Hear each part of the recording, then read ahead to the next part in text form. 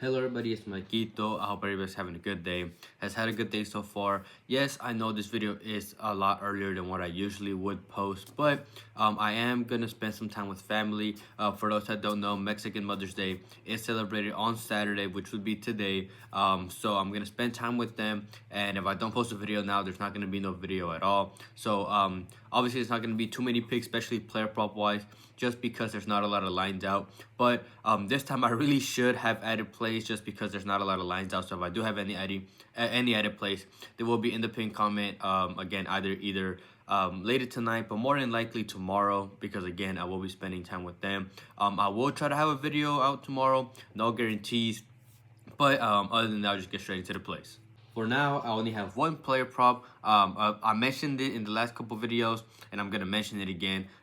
Really haven't been posting underdog picks, plays from underdog, because their lines have just been horrible. They haven't been adding any unders. They haven't been the ones that they do have, you can only pick higher on, and the lines are inflated. And I'm just not gonna post bad lines. So at least for now, until they fix that, I'm not gonna be posting plays from there.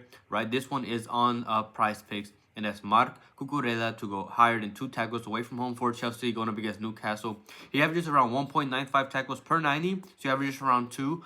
He didn't play in the first league game, but they did play also in this season the EFL Cup, and he had 2 in that game. And then he played them twice last season in the league, and he had 2+ in both games. One with 2 and one with 6, and at 2.0 I like the line. I think it's a good line. You can take the Gollum if you want to at 1.5 if you want to play it safer, but at the end of the day he needs at least 2, and I like the line. He has a great matchup against Newcastle, who on average allow the second most tackles to opponents. And if you look at the games that he did not get at least 2 in the league, it was Liverpool, allowed the 7th least, Fulham, the least, Ipswich, the 5th least. He played Ipswich twice and Fulham twice. He went under both of those lines. So that's 4 games, 5 of those games right there. Leicester, 7th least. Wolves, 9th least. Bournemouth also tied for the 9th least. Southampton, 11th least. Crystal Palace, 3rd least. And I'm just trying to emphasize the fact that the games that the game he goes under are against opponents that do not allow a lot of tackles, whether it's them just playing a lot of long balls, not many opportunities, or them just not holding possession. But at the end of the day, he goes over against the teams in which he has the opportunities, and he will have opportunities here against Newcastle. He's done it before. There's a 3-way tie for 63 points. Newcastle and Chelsea are 2 of those 3 teams, and they're fighting for that Champions League spot. And not only are they tied in points, but they're also tied in point differential and goal difference, which is the next. If a team is tied, the next thing that they would rank on is point differential, goal difference. So this is going to be a really close game. I see it being an aggressive game. He only played the first half in the Conference League game, so he's well rested. So I expect him to play full minutes. Great matchup. I like the line. I like Marc Cucurella to go higher than 2 tackles. Before I get into the Moneyline plays, as always, I really appreciate it if everybody liked the video and commented as well, whether you're supporting the channel, asking questions, because I know a lot of people that watch these videos don't actually watch soccer and just make these plays, because I'm the one posting them. So I appreciate all the support there. And if you're not subscribed, please subscribe, turn on notifications so you're notified when these videos are out. And if you want to get the videos out even earlier than what you usually would, I do have the membership linked in the description. Those that are members already got these picks and this video before everybody else. It's a great way to support the channel, and again, you get the picks out early. And all my links for everything, whether it's Outlier, which is the pictures that you see on the screen that go along with the picks, or my codes for everything else, whether it's PrizePicks or Fliff, anything, all linked. So I really want to thank anybody who supports me in any way. My first Moneyline play, this one is just one place, for -130 in the Premier League, and that's Nottingham Forest. First half 3 at Moneyline going up against Leicester City. They desperately need the win. They have been dropping points, and they were like in 3rd place in the Champions League when it came to the top spots in the league just a couple games ago, but they've been dropping points, and this is the perfect matchup for them to turn it around. Leicester are already relegated, and one of the biggest reasons was because they have the worst away defense when they've played in the league. They've conceded 42 goals in 17 games away from home, so they concede over 2 goals a game. And the next 2 games for Nottingham Forest is West Ham away from home and Chelsea at home. So this game is the best game left matchup-wise that they have, so they need to take advantage of it. They actually have the best defensive home record in the first half when they've played at home. They've only conceded 2 goals in 17 games, and in those 17, they've actually also managed to score 13 goals, while Leicester have, in the second half, go from scoring 11 and conceding 20 away to only scoring 5 goals and conceding 22. So they score less goals in the first half and concede more goals in the first half. So that's even better for us. You're getting better value here, and I do not see Nottingham Forest conceding. Obviously, knock on wood, cross our fingers, that Leicester do not score in the first half in this game. So it's just whether or not Nottingham Forest do score in this game, and I do. They were able to score 3 goals in the first game, and Leicester are weak at defending counterattacks. They don't play possession. They're weak at defending set pieces. And Nottingham Forest are good on counterattacks because they're a team that also don't play possession. But because it's 2 teams that don't play possession, that means Nottingham Forest will hold the ball more and get more shots than what they usually would. Hence why they were able to score 3 goals in the first game. And they're good at taking advantage of set pieces because they have big bodies like Milenkovic. They have Chris Wood. So they're going to have more chance than what they usually would. They need this... They need to win this game desperately, and I just like the matchup. So for minus 130, I like Nottingham Forest. First at 3 Moneyline going up against Leicester City.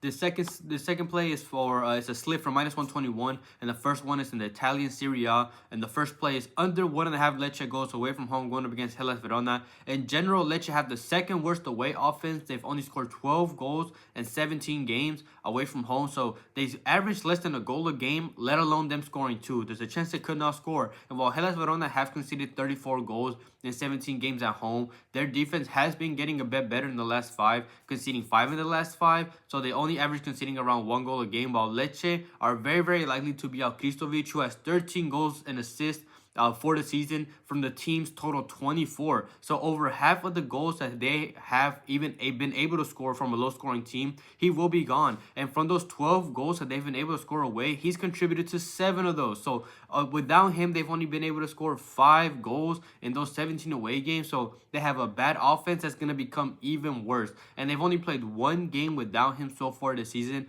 Lecce without Kristovic, and they were able to score 1 goal, but it came from the penalty spot. It wasn't from open play, and I don't see Hellas Verona conceding a penalty. And Verona can secure their safety 100% if they can just get 1 point. And a key to that is being able to hold defense, and they have a good matchup here. So I like under 1.5 Lecce goals going up against Hellas Verona. And the second play that I found that I like is in the Germany Bundesliga, and has both teams to score in the Leverkusen and Borussia Dortmund game. First of all, when it comes to the Leverkusen side, it's the last game for Xabi Alonso at home. That alone is a good enough reason for me to take Leverkusen to score. He's going to go out. They're going to have a big game for him. He was a great manager for them for the time he was there. He did a lot for them. And Leverkusen were able to score 3 goals in the first game away from home. And Florian Wirtz is back from injury. He's been playing the last couple games. And just his presence alone helps bolster the Leverkusen attack from not only his playmaking, his dribbling, his goal scoring, but just Dortmund in general is going to have people on him, or he can just create chances all on his own. And this with Florian Wirtz in the squad starting, Leverkusen have been able to score in 21 out of 23 games. With the only games where they weren't able to score were against Stuttgart, where they were projected to score 2.36 goals, and Bayern Munich, was first of all, it's a tough matchup, but they were still supposed to score 2.16 expected goals. So even in the 2 games that didn't score without him, they were just unlucky to score, and I see them scoring here. They just need to take advantage of their opportunities. Dortmund have conceded 30 goals in 16 away games, and they're actually a bottom 5 defense away from home, which is why Dortmund is struggling for a spot in the Champions League this season. So I see them easily scoring 1 here. And when it comes to the Dortmund side of things, Dortmund are in great goal scoring form. They have scored 2+ goals in 6 straight Bundesliga games, and in just the last 4 games in all competitions, they've scored 4 goals, 3 goals, 3 goals, 3 goals. So they're in great goal scoring form. We just need 1 from them, and they're fighting for a top 4 spot, which is a Champions League spot, and they were able to score 2 in the first game. And Leverkusen have always been known to be leaky on defense, hence why they always make those miraculous comeback wins, especially last season. But it has happened this season as well. They've conceded 18 goals in 16 home games, and it's just 2 good attacks. Leverkusen convert 38% of the shots on target that they take, and Dortmund convert 42% of the shots on target that they take. 2 clinical teams, 2 good attacking teams. 1 team fighting, really, they're already safe when it comes to Bundesliga for the most part, but they're going to be playing a good game, last game at home with their manager, and Dortmund are fighting for a spot in the Champions League. So I see both teams scoring here, so I like both teams to score in the Leverkusen and Dortmund game, and this is the slip that I like for minus 121. Thank you everybody for watching. I'll quickly go over last video's picks. As I'm recording this video, not all the picks have played out. We only have one play to go, but if that does hit, we would have swept the whole video, hence why I'm wearing the robe. Player prop wise, Marusic under 0.5 shots assisted. That hit.